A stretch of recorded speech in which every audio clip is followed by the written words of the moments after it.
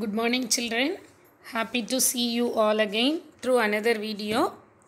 Today we are going to learn about chapter 3.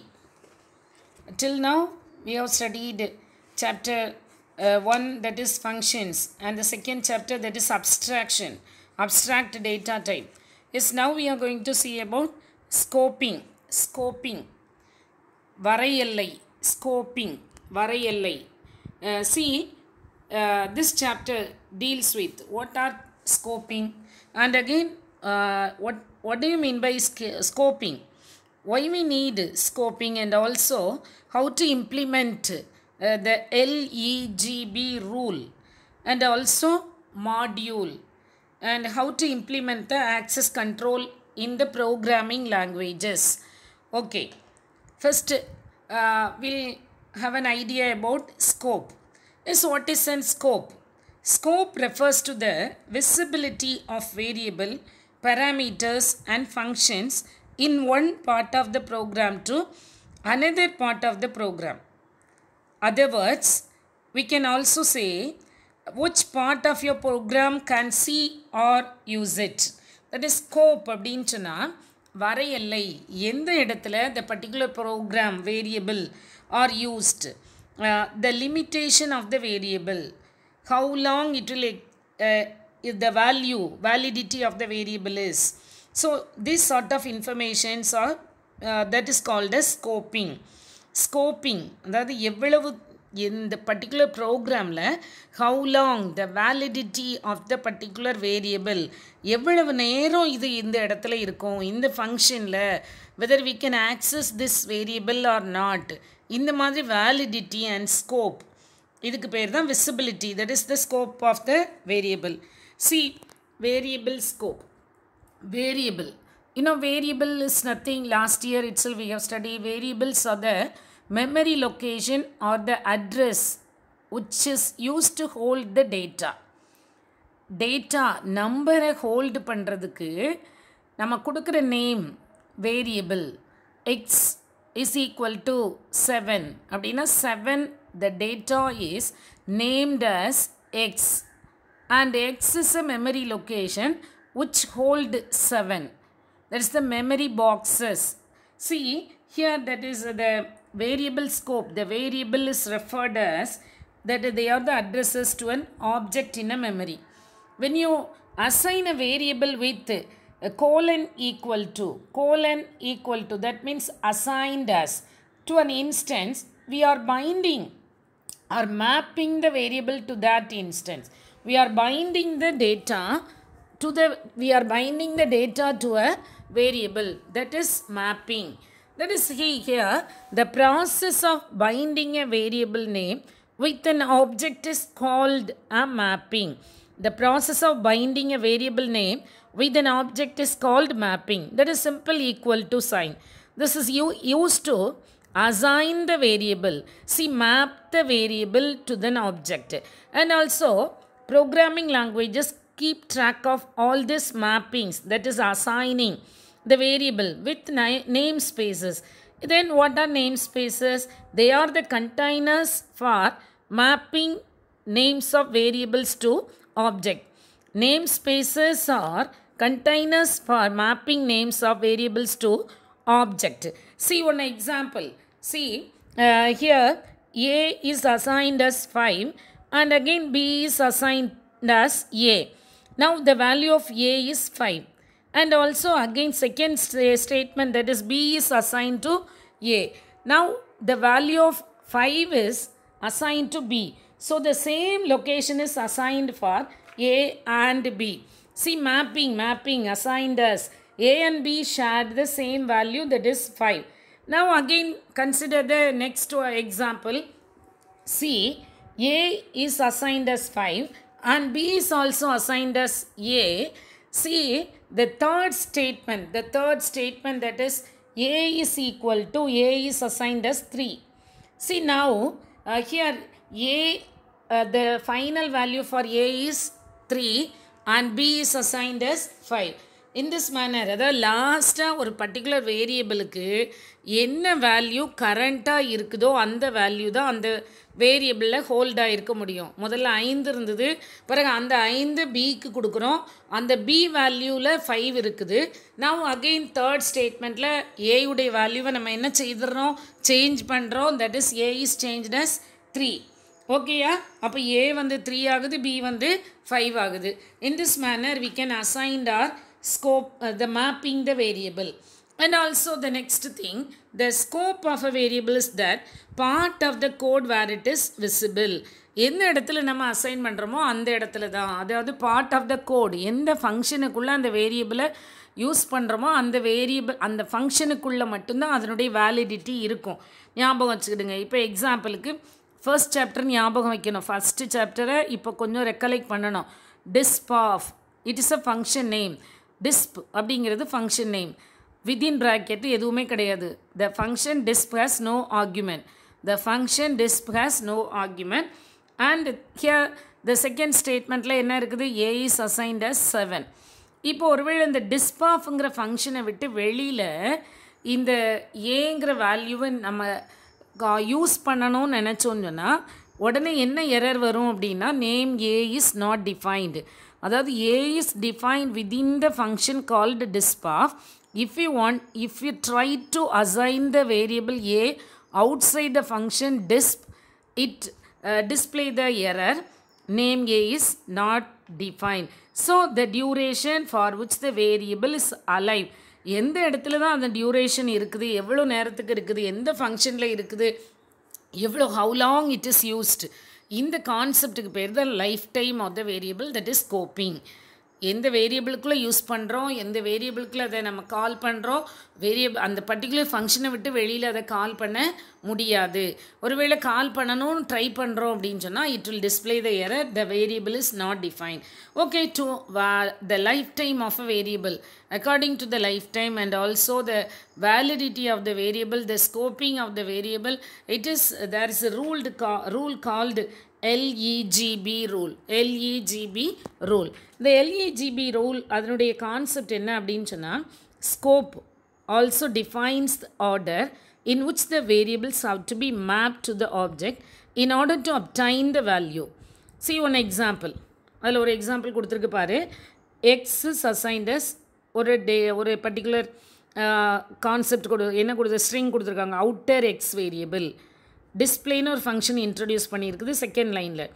இந்த டிஸ்பிளேங்கிற ஃபங்க்ஷனுக்குள்ளே x is again the same எக்ஸுங்கிற வேரியபிளுக்கு இன்னொரு வேல்யூ கொடுத்துருக்கு, இன்னர் எக்ஸ் வேரியபிள் பிரிண்ட் பண்ண சொல்லியிருக்குது.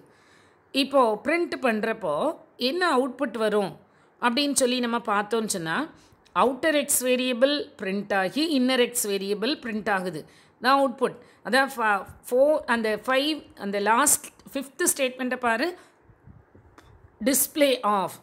அந்த ஃபோர்த் ஸ்டேட்மெண்ட் பிரிண்ட் எக்ஸனுடைய வேல்யூ என்னது, அவுட்டர் எக்ஸை பிரிண்ட் பண்ணிடும். அந்த அவுட்டர் எக்ஸில் இருக்கிற அந்த அவுட்புட் அந்த இதில் வந்துடும்.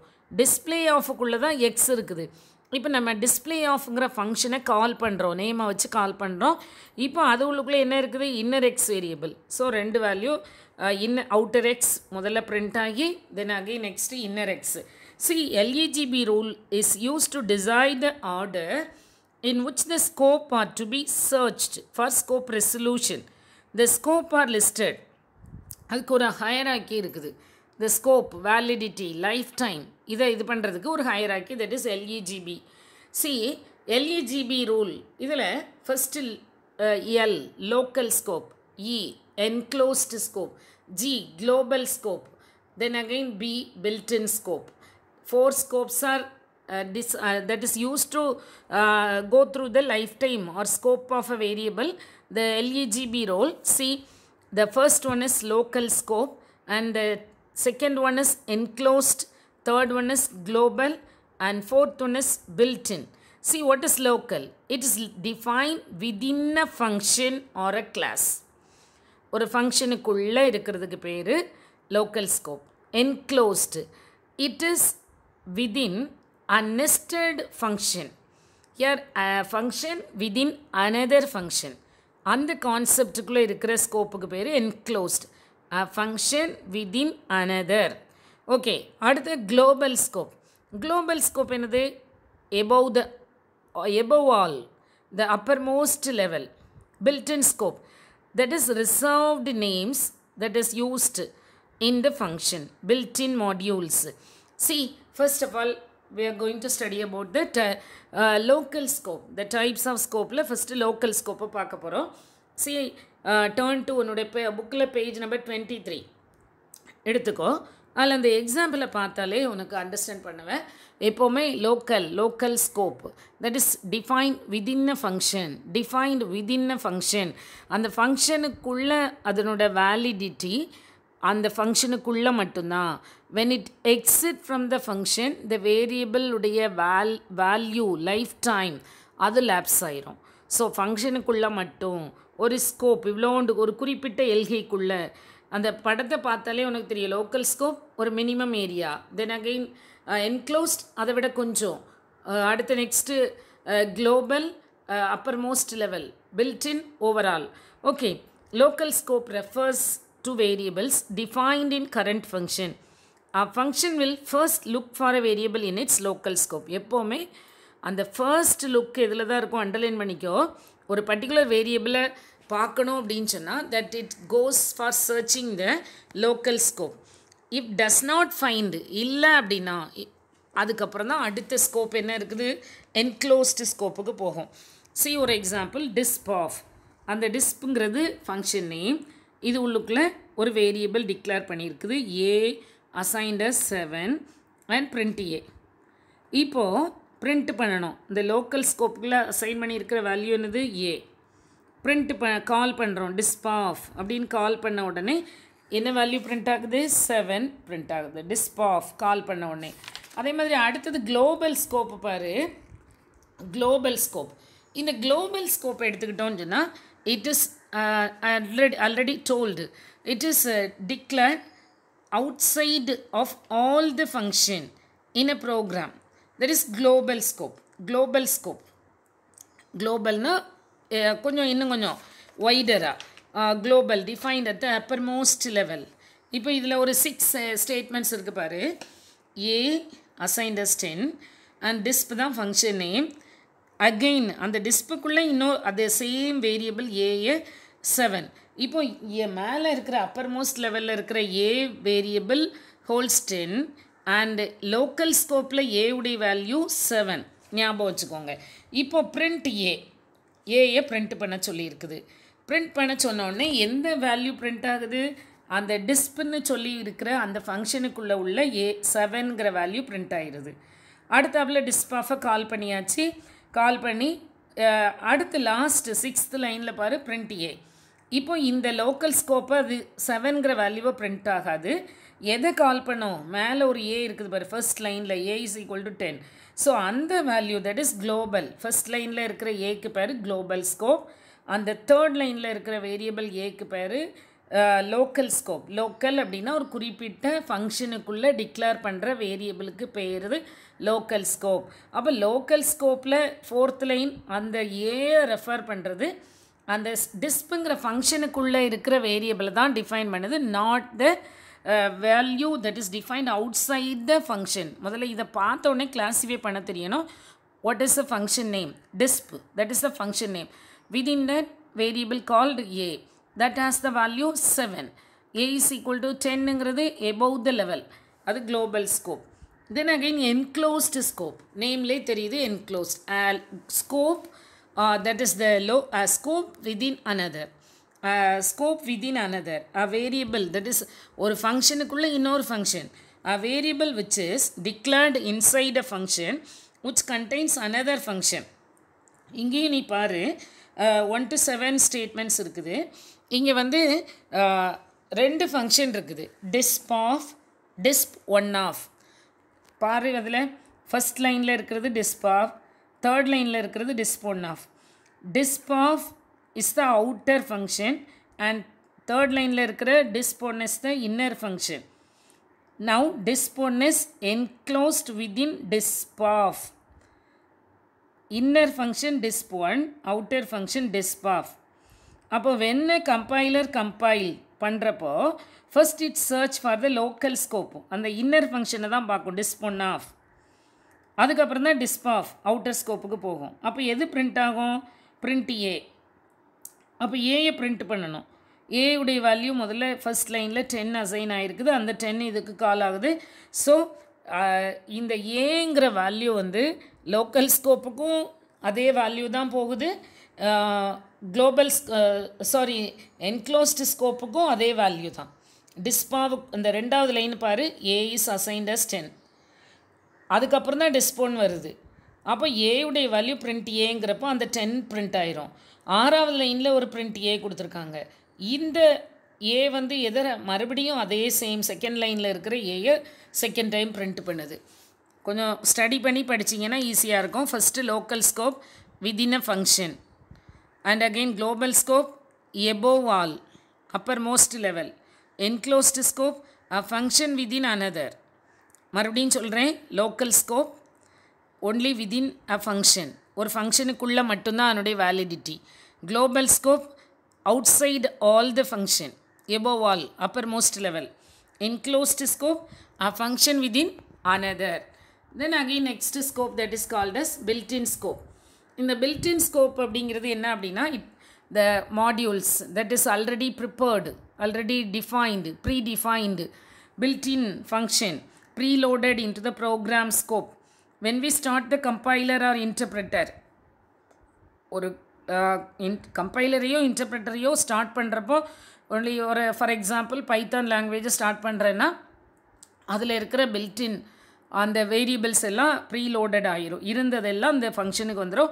ஃபார் எக்ஸாம்பிள் லைப்ரரி ஃபங்க்ஷன், கால்குலேட்டரில் பார்த்துருப்பேன், square root, cos and trigonometry function நிறைய இருக்குது. அதே மாதிரி தான் இந்த லைப்ரரி ஃபங்க்ஷன்லேயும் so many built in functions are available. Okay, then again next one, module. What is a module? மாடியூல்ங்கிறது அப்போ நம்ம இதுக்கு முன்னாடி பார்த்தோம் LEGB rule, local, enclosed, global, built in. இது ஒரு இம்பார்ட்டன்ட் கொஸ்டின், கொஞ்சம் படிச்சிருங்க. ஓகே, மாடியூல்னால் என்ன? மாடியூல் குட்டி குட்டி மாடியூலாக பிரிச்சிருக்குது, சின்ன சின்னதாக. அப்போ ரொட்டீன்ஸ் நம்ம ஃபர்ஸ்ட் சாப்டரில் பார்த்தோம். சப்ரோட்டீன்ஸ் அப்படிங்கிற ஒரு கான்செப்ட் பார்த்தோம். Subroutine splitting of the program. சப்ரோட்டீன்னா என்னது? Building blocks, small sections of a code. Equivalent to that மாடியூலுங்கிறதும் அதே தான். Module is a part of a program. It is composed of one or more independently developed modules. ஒரு பெரிய டாஸ்க்கை சின்ன சின்ன டாஸ்க்காக குட்டி குட்டியாக டிவைட் பண்ணுறதுக்கு பேர் தான் மாடுலாரிட்டி. மாடியூல் எதுக்காக? easy way of approaching. Modules work perfectly on individual level and can be integrated, and also a software program can be divided into module to ease the job of programming and debugging.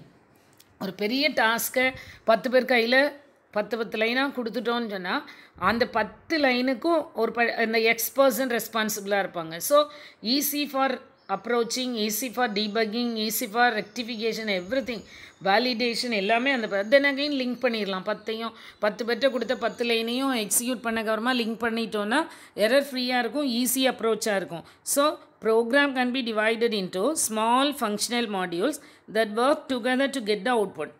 Process of subdividing a computer program into separate subprogram is called as process of subdividing a computer program into separate subprogram is called modular programming. It enables to divide the work and debug pieces of program independently. அந்த 10 members and ஒரு டாஸ்க்கை செய்கிறப்போ அவரவருக்கு எக்ஸ்பர்சனுக்கு கொடுத்ததை எக்ஸ்பர்சன் தான் responsible. So குட்டி குட்டியாக divide பண்ணி அவங்களுடைய ப்ரோக்ராமை அவங்க வேலிடேட் பண்ணி கொடுக்குறாங்க. So debugging, error rectification and again எல்லாமே இண்டிபெண்ட்டாக இருக்கிறதுனால ஈஸியாக இருக்குது. For that only modular programming is advisable. Is what is then again the characteristics of மாடியூலோட கேரக்டரிஸ்டிக்ஸ் என்ன? They contain instruction, processing, logic and data. Also they can be separately compiled. 10 லைனை ஒருத்தர் கொடுத்தோன்னா அந்த 10 லைனை தனியாக கம்பைல் பண்ணலாம். They are independent program and stored in a library. Modules can be included in a program. They can be used by invoking. Modules are nothing. Maybe we can call it as function, subroutine. அது கூட சொல்லிக்கலாம். They can be used by invoking by their name and parameters. And module segments can be used by other module. ஒரு module இன்னொரு program can also use it. And benefits. Benefits என்னது? இப்போ தான் பார்த்தோம். Benefits என்னன்னு பார்த்தோம்னா less code. கொஞ்சம் ஒரு பெரிய வேலையை கொஞ்சம் பேர் கொடுக்குறதுனால அந்த இப்போது ஒரு பர்டிகுலர் 10 மெம்பர்ஸ் உட்காந்து டோட்டல் டாஸ்க்கையும் செய்கிறாங்கன்னா இவங்க செய்கிறவாங்க அவங்க செய்திருவாங்கன்னு சொல்லி ஒருத்தருமே ஒழுங்காக செய்ய மாட்டாங்க. பட் அதை வந்து ஒரு குறிப்பிட்ட காரியத்தை தனித்தனியாக இது உங்களுடைய இதுன்னு ஸ்ப்ளிட் பண்ணி கொடுத்துட்டோன்னு சொன்னால் every one is responsible for the coding, programming, validation. So less code to be written on the easy way of approaching. அடுத்த single procedure can be developed for reuse, eliminating the need to retype the code many times. திரும்ப செய்கிற வேலைகள் இதில் குறைஞ்சிருது. ஒரு particular இப்போ ஒரு எக்ஸாம்பிளுக்கு மேத்தமேட்டிக்கலாக ஸ்கொயர் ரூட்டே எடுத்துக்கிடுவோமே, square root of or sine of x. இந்த சைன் ஆஃப் எக்ஸுங்கிறதுக்கு ஒரு பெரிய ஈக்குவேஷன் இருக்கும். அதில் என்னது 1 + x/x factorial minus x⁻3/3 factorial, இப்படி it goes on till n. இப்போ இதை என்ன பண்ணி வச்சுருக்காங்க, அந்த சீரீஸை சால்வ் பண்ணி சைன் ஆஃப் எக்ஸ்ன்னு வச்சுருக்காங்க. அந்த எப்படி how the module is prepared அப்படிங்கிறது த ப்ரோக்ராமருக்கோ எண்ட் யூஸருக்கோ தெரிய வேண்டாம். எப்படி கால் பண்ணுறோம், with the help of the name we can reuse it. We can use as many times we want. எத்தனை தேவையோ நம்ம யூஸ் பண்ணிக்கிடுறோம். அப்போ நேமை வச்சு நம்ம கால் பண்ணுறோம். ஆர்குமெண்ட் அந்த பேராமீட்டர் மட்டும் மாறும். Sine of 30, sine of 45, sine of 90. But அந்த சீக்வென்ஸ், அந்த ஆர்டர் ஆஃப் எக்ஸ்பேன்ஷன் அது வந்து ஒன்று தான். அந்த மாதிரி நமக்கு reuse as many times. Programs can be designed more easily because small term deals with only a small part of the entire code. சின்ன module தானே, so easy for approach. And again it allows many programs to collaborate on the same application, and also it is stored across multiple files. Code is short, simple and easy to understand. Error can be easily identified and they are localized to a subroutine or function.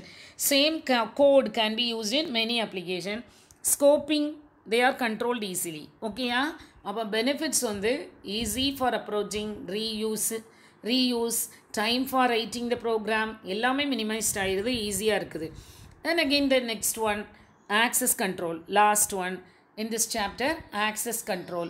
Is what are the access control? ஒரு எதையும் control பண்ணுறது. இப்போ ஒரு பெரிய orchestra நடக்குது அப்படின்னா அதுக்கு முன்னாடி இருந்து அந்த ஆர்கெஸ்ட்ராவை அதை கரெக்டாக சேனலைஸ் பண்ணுறதுக்கு அந்த ஒரு மாஸ்டர் இருப்பாங்க. அவங்க வந்து கரெக்டாக இந்த ஒவ்வொருத்தரையும் கரெக்டாக டீல் பண்ணி இப்போ இந்த டைம் இவங்க பாடணும், இவங்க டைம் இந்த டைம் பாடணும் அப்படிங்கிறத அவங்க டீல் பண்ணலைன்னு சொன்னால் பாட்டு ஒரு நல்ல ஒழுங்கான ஒரு ஒழுங்குக்கு வராது.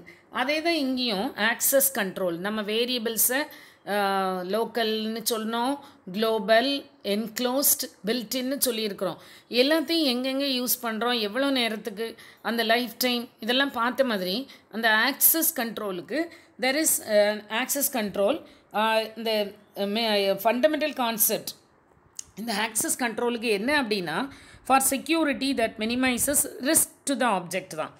இந்த ஆக்சஸ் கண்ட்ரோல் வந்து செக்யூரிட்டி டெக்னிக் தான்.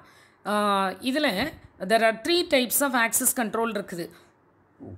One is private, public, protected. இந்த 3 கீவேர்டை ஞாபகம் வச்சுக்கோங்க. private, public, protected. private, public, protected. பேர்லே தெரியுதா? private ஒரு தனி நபருக்கு மட்டும், public எல்லாருக்குமானது, protected கொஞ்சம் பாதுகாப்பானது. இந்த 3லையும் ஃபஸ்ட்டு கவனிக்க வேண்டியது these are the access control keywords. இதில் private அப்படிங்கிற வார்த்தையை ஞாபகம் வச்சுக்கோ. இன் C++, ஜாவா இந்த லாங்குவேஜஸ் எல்லாம் எடுத்துக்கிட்டோன்னு சொன்னால் ஒரு பர்டிகுலர் வேரியபிள் வந்து it is default the variables are default assigned as private தான். ப்ரைவேட்டுன்னு கொடுத்துட்டோன்னு சொன்னால் அந்த பர்டிகுலர் ஃபங்க்ஷனுக்குள்ளே கொஞ்சம் நல்லா கவனிங்க. ஒரு வேரியபிளுக்கு முன்னாடி ஃபார் எக்ஸாம்பிள் இந்த வேரியபிளுக்கு முன்னாடி ப்ரைவேட்டுன்னு நான் கொடுத்தேன்னா அந்த வேரியபிளை வேறு யாரும் அசைன் பண்ண முடியாது.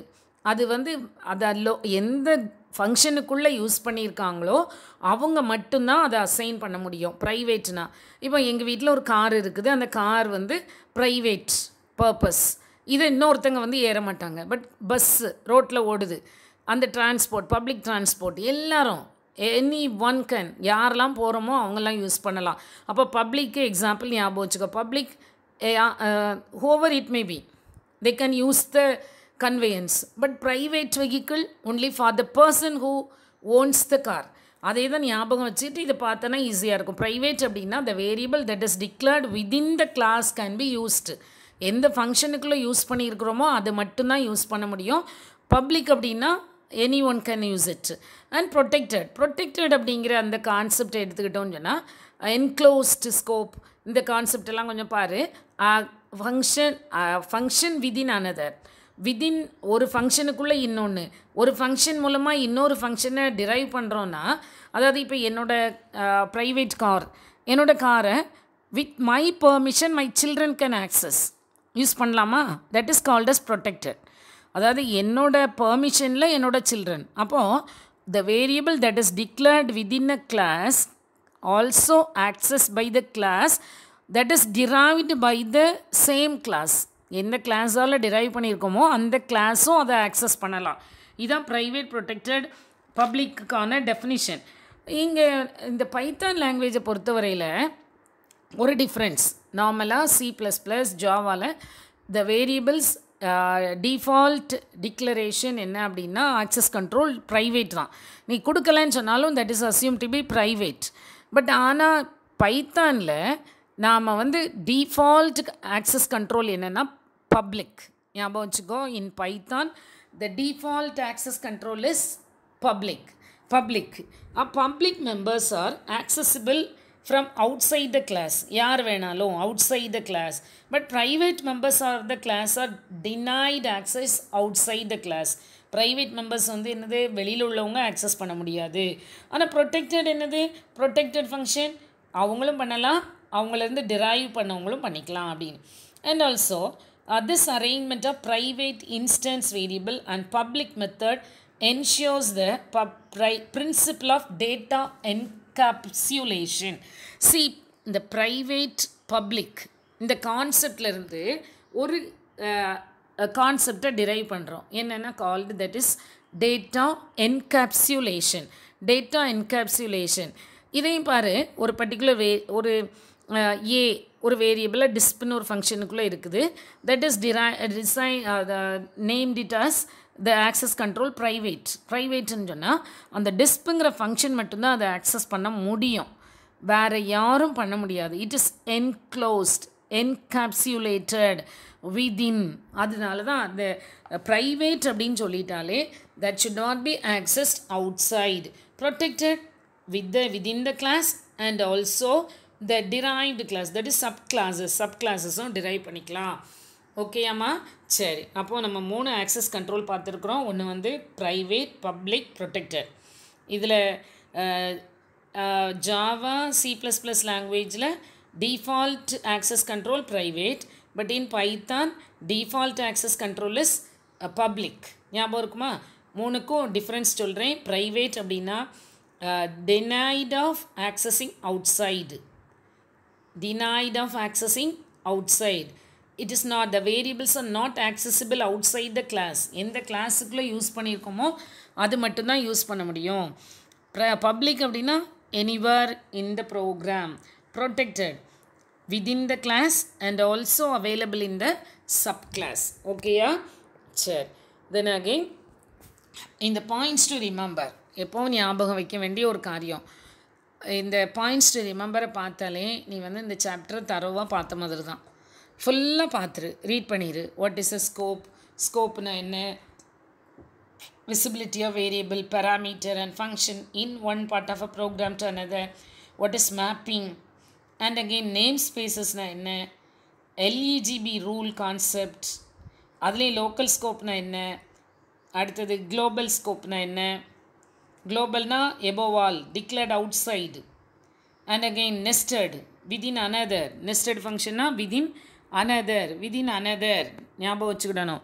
or the built-in function, preloaded program, module, that they are the independent developed program. What is modular programming? Process of subdividing a computer program into separate subprogram. And again access control பார்த்தாச்சு. இனிமே நீங்கள் இதில் access control இப்போ தான் சொன்னேன். Public, protected, private, and the difference between private and public. And in C++ and Java, the private is the default access control, and again in Python, public is the default access control. These are the concepts used in this third chapter. See children, in the chapter nalla easy, it's a chinna chapter தான், small chapter. இதை நல்லா தரோவாக study பண்ணுங்கள். Study பண்ணிவிட்டு அடுத்தாப்பில் next unit டெஸ்ட்டுக்கு உங்களை நீங்கள் என்ன செஞ்சுக்கிடணும், prepare பண்ணிக்கிடணும். Okay அம்மா, புக் பேக் கொஸ்டின்ஸ் எல்லாம் படிங்க. Okay, have a nice time. Thank you.